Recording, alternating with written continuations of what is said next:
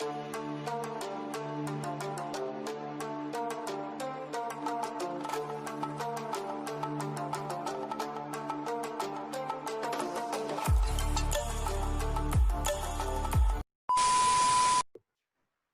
alunos, tudo bem com vocês? Professor Vinícius aqui, trazendo mais uma aula de biologia. Na nossa aula de hoje, a gente vai dar continuidade àquele conteúdo onde a gente está falando a respeito das gimnospermas. Tá? Agora a gente vai falar um pouquinho a respeito do processo de reprodução das gimnospermas, como isso ocorre, tá? Como acontece a troca de gametas, como esses gametas se comportam e como acontece o processo de formação de uma nova semente dentro desse grupo de plantas. Beleza? Vamos então à nossa aula de hoje.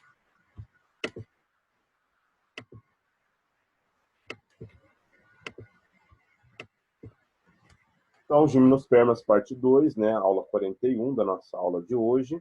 Tá? Vou falar um pouquinho dentro do tema do Enem, identidade dos seres vivos. Né? Então, a Araucária angustifolia, né? Ou pinheiro do Paraná, é uma espécie dioica, ou seja, apresenta esporófitos somente com pinhas masculinas ou somente com pinhas femininas, ou seja, tem a árvore do sexo masculino e a árvore do sexo feminino. Tá? Eu preciso das duas para que ocorra o processo de fecundação.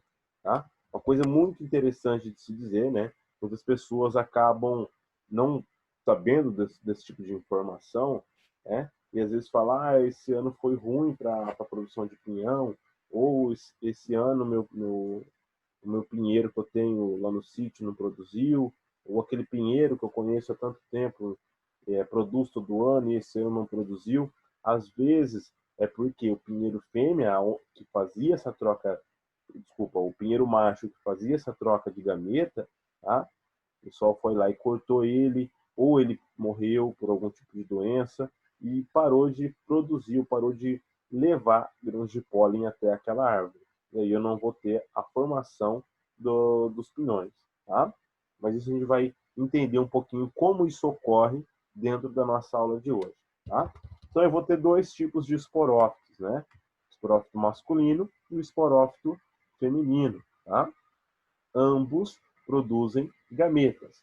Esporófito masculino, gametas masculinas. E esporófito feminino, gametas femininas. Tá? Isso aqui que a gente está vendo são os estróbilos. Tá? A gente vai ter o estróbilo masculino e estróbilo feminino.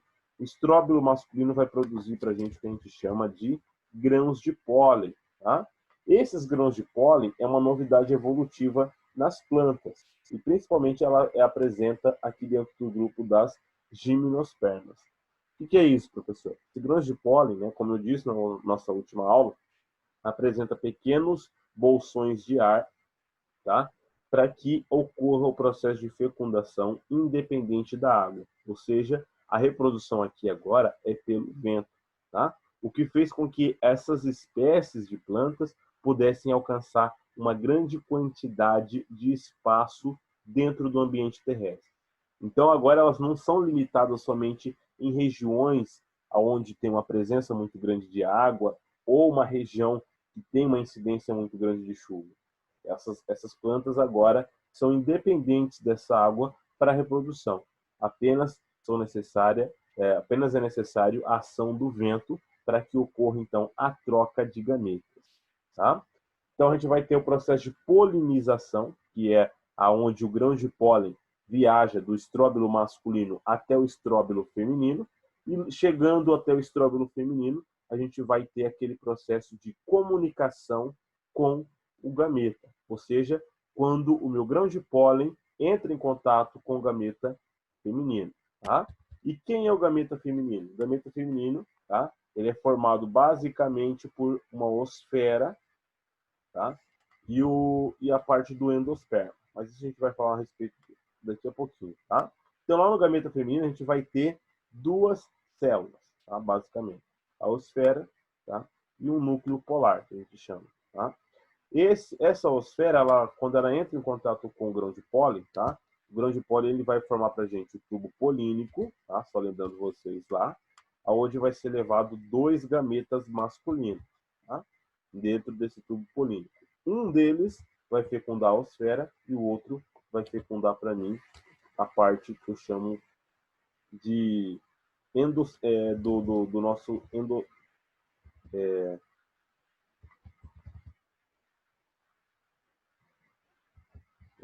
endocarpo. Tá? Desculpa, eu estava pensando em outra coisa. Tá? Então, o endocarpo é que vai se originar dessa célula. Tá? Então, eu vou ter lá a osfera, tá? Sendo fecundada pelo gameta masculino. Tá? Esse gameta masculino ele chegou até lá com o tubo polínico, produzido pelo grão de pólen. Tá? Após a fecundação, eu vou ter a formação de um zigoto. Tá? E o que é esse zigoto? Esse zigoto ele é a formação de duas, ou seja, quando tem a união de dois gametas. Tá? Então, o gameta masculino com a osfera, que é o gameta feminino, se fundiram e formou um zigoto diploide. Tá? Só lembrando vocês que o gameta masculino e a osfera eram haploides. Né? Então, só relembrando lá, né, o que é uma haploidia, o que é uma diploidia. Nós, seres humanos, possuímos 46 cromossomos. Nossos gametas são haploides e possuem 23 cromossomos, ou seja, metade da carga genética. Após o processo de fecundação, que é a união dos dois gametas, forma-se um zigoto, né, diploide, porque eu tenho um gameta haploide mais outro gameta haploide, tá? Os dois vão gerar uma célula diploide. Esse zigoto ele vai se desenvolver, né, vai sofrer várias mitoses, várias divisões celulares até a formação de um embrião. Esse embrião ele vai se desenvolver dentro dessa semente, que é o pinhão, né? O pinhão ele vai cair do seu esporófito, né? Se ele cair em um local propício para o seu desenvolvimento, ele vai gerar um novo esporófito diploide, que vai gerar para mim de novo um novo indivíduo, seja ele do sexo masculino ou feminino, reiniciando o nosso ciclo. Tá? Então, a polinização, os grãos de pólen são transportados pelo vento até os óvulos. Um grão de pólen se desenvolve no interior do óvulo e origina o tubo polínico, que é o gametófito masculino maduro. O tubo polínico transporta dois gametas masculinos. A produção é independente da água ambiental. Um gameta masculino e a osfera realizam a fecundação e formam um zigoto diploide, 2N, que originará o embrião. O outro gameta masculino se degenera, então não vai acontecer nada com ele. O tegumento do óvulo, o embrião e o gametófito feminino se desenvolve e originam a semente conhecida como pinhão. Tá? Então, o tegumento que a gente tem lá é um tecido haploide, que foi originado a partir desta célula. Tá? Então, esse tegumento ele vai servir como substância reserva para a minha semente, tá? Para o meu embrião, para em determinados momentos onde não aconteceu o processo de germinação, ele vai usar esse tecido reserva como fonte de energia. Tá? Então, o envoltório da semente protege o embrião, né? No gametófito feminino estão armazenados nutrientes, como amidos e proteínas, que serão para serem utilizados durante o processo de germinação. A dispersão dos pinhões é realizada por animais. Algumas espécies o estocam na terra ou em caules em decomposição para o consumo posterior. No entanto, alguns pinhões acabam germinando antes de serem consumidos. 9, né? A gente tem a dispersão de sementes principalmente aqui pela cutia, papagaio do peito roxo, né? E a gralha azul. Esses são os principais dispersores de pinhões, dos pinhões, né? Na Mata Atlântica. Tá? Ambos de ocorrência aqui na nossa região, na região de Mata Atlântica. Tá? Aqui em Apucarana, por exemplo, eu já vi isso daqui, essa gralha, tá? Aqui próximo à minha casa, e também já vi a cutia. Tá? Não próximo à minha casa, mas em um local bem não tão distante daqui. Acho que dá uns 13 quilômetros de distância, tá? No sítio. E o papagaio do peito roxo eu vi também aqui em Apucarana, no viveiro do IBF, lá próximo do Afonso Camargo. Tá? E um casal desse animal aqui, muito lindo, né? Apesar de estar em seríssimo risco de extinção. Tá? O pessoal acaba pegando os filhotes, né, para criar, então a gente tem que ter essa consciência em relação a esses animais silvestres. Tá? E eles são altamente fundamentais no processo de germinação da semente do pinhão, porque eles acabam escondendo, né, essas sementes para se alimentar mais tarde e aí essa semente acaba germinando antes que eles voltem, né, a se alimentar, e muitas vezes eles acabam não lembrando aonde eles armazenaram essa semente. E 9, né, as sementes de pinheiros frequentemente apresentam expansão alada e são transportadas pelo vento. Tá? Então, às vezes, ela pode ser um pouquinho mais leve, tá? Não é tão comum assim, mas ela pode ser mais leve, principalmente quando o pessoal fala que a pinha ela é falhada, né? Quando ela não dá tanto aquela massa que o pessoal gosta de comer, tá? Eu particularmente não gosto de pinhão, mas existem muitas pessoas que gostam, tá? E quando ela dá aquela pinhalada, ela acaba sendo dispersa pelo vento. Isso também ajuda na disseminação dessa espécie no ambiente terrestre. 10. A germinação ocorre em dias com condições ambientais favoráveis, né?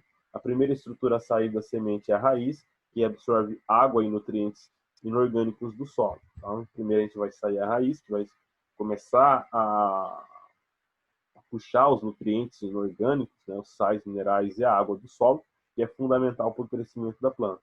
E depois, enzimas digerem as reservas orgânicas da semente e pequenas moléculas como glicose e aminoácidos são absorvidos pela planta em germinação. Aí depois eu tenho a formação do esporófito, tá? Após o desenvolvimento completo da raiz. E aí ela vai perder essa parte, né? E desenvolver toda aquela parte clorofilada para que ela realize o processo de fotossíntese e vai dar início aqui a um novo indivíduo, tá? Bom, e agora a gente vai lá para o nosso em classe, né? As gimnospermas apresentam características adaptativas para o meio terrestre que são observadas nas briófitas e nas pteridófitas, como, letra A, tecidos condutores de seiva, falso.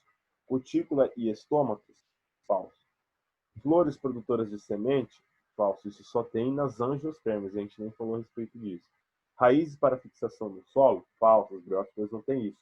Independência da água para a reprodução, verdadeiro. Tá? As gimnospermas apresentam essa característica para o meio terrestre, tá? E são observadas que não são observadas nas briófitas e pteridófitas. Tá faltando não aqui na pergunta. Tá? Então, a independência da água da reprodução é uma característica exclusiva das gimnospermas e das angiospermas. Tá? 2. A semente se mostrou mais eficiente do que os esporos como a principal maneira de propagação reprodutiva no meio terrestre.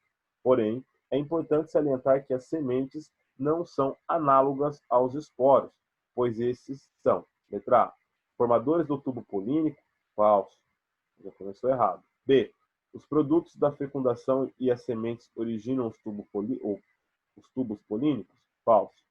Resultantes do processo meiótico e as sementes são formadas após a reprodução, verdadeiro, tá? Então, os esporos são formados após uma meiose, então eles são formados por apenas uma célula, enquanto que as sementes são formadas depois do processo de reprodução, onde aconteceu a formação dos dois gametas, fecundação, ou seja, a união dos dois gametas, depois eu vou ter a formação do zigoto, que vai se desenvolver o embrião, e aí eu vou ter a minha semente pronta, tá? Para que ela germine em algum local. Tá? Então, resultantes do processo meiótico, os esporos, e as sementes são formadas após a reprodução. Então, aí está a diferença entre elas. Não são estruturas análogas. Beleza? Número 3 agora. A reprodução da biodiversidade é uma das mais difíceis questões levantadas pela ciência, que causa grande preocupação, pois as atividades das espécies de um ambiente estão interligadas em diferentes graus de relacionamento. Explique por que a redução das populações animais de roedores pode compreender as populações de araucárias. Então, os animais roedores, como a cutia, são importantes dispersores das sementes das araucárias, pois eles as coletam e as enterram para se alimentar delas depois de algum tempo. Porém, algumas germinam antes de serem devoradas. Portanto, a redução da diversidade de roedores diminuirá a dispersão das araucárias. Tá? Então, quando a gente está pensando no ambiente, a gente tem que pensar como um todo. Não pensar somente na reprodução da araucária sendo que ela pode ser dispersa só pelo papagaio ou pela gralha azul. Ela pode ser também dispersa por outros animais, tá? Da mata, tá? Depende muito desse processo para que ocorra a dispersão dessas sementes e ocorra também o processo de germinação. Nem sempre do lado da árvore é o local correto para que ocorra o processo de crescimento daquela árvore, tá? Então, por exemplo, às vezes ao lado daquele pinheiro, né, pode haver muitas pedras, e aí não vai ser um local propício para o crescimento dessa semente, tá? E aí, com esse auxílio dos animais, essas sementes elas têm uma probabilidade maior de encontrar um solo rico em nutrientes para que aconteça, então, esse processo de crescimento e desenvolvimento desse embrião, dessa semente. Beleza? Bom, dando continuidade, então, né? Vou deixar para vocês agora a tarefa mínima para vocês resolverem, tá? Leia lá o resumo da aula, exercício do 9 ao 12 do capítulo 21. E na nossa próxima aula eu volto com a resolução desses exercícios. Beleza? E agora a gente vai lá para a nossa aula 42 e 43. Falar um pouquinho a respeito das angiospermas, tá? Então, as angiospermas são plantas produtoras de flores e frutos, realizam dupla fecundação, né, e possuem endosperma como tecido de reserva nas sementes, formado por células triploides. Surgiram, então, entre 140 a 180 milhões de anos e é o grupo de vegetal mais recente e também de maior diversidade de espécies na atualidade. As flores são ramos de crescimento limitado, com peças florais chamadas pistilo, carpelo, estame, pétala e sépala, que surgiram a partir das folhas modificadas. Tá? Então, aqui dentro desse grupo das angiospermas, a gente vai ter uma novidade evolutiva muito interessante, que é a presença de flores e frutos, coisa que lá no grupo das gimnospermas a gente não presenciava. Tá? Então, a gente não tinha presença de flores e frutos, apenas a presença dos estróbilos, né? Produtores de grãos de pólen e também produtores da semente, que seria, então, antes de se tornar semente, né, o gameta feminino. E por que a gente tem essa novidade evolutiva dentro das angiospermas, né? Então, as angiospermas, como aqui a gente acabou de ler, elas são fundamentais, ou são plantas, né, em maior quantidade, tá? Hoje no globo terrestre. Então, a maior diversidade de espécies na atualidade é das angiospermas, ou seja, ela se adaptou muito bem ao ambiente terrestre da atualidade, ou seja, do ambiente terrestre que a gente está vivendo hoje. Tá? Essas temperaturas, né, mais amenas, próximas ao trópico, temperaturas mais elevadas, né, em certas regiões, temperaturas mais baixas em outras regiões. Então, praticamente em quase todo o globo terrestre, a gente tem a presença de alguma angiosperma aqui naquele local, desde o deserto até regiões muito frias. Tá? A gente encontra esse tipo de planta sobrevivendo.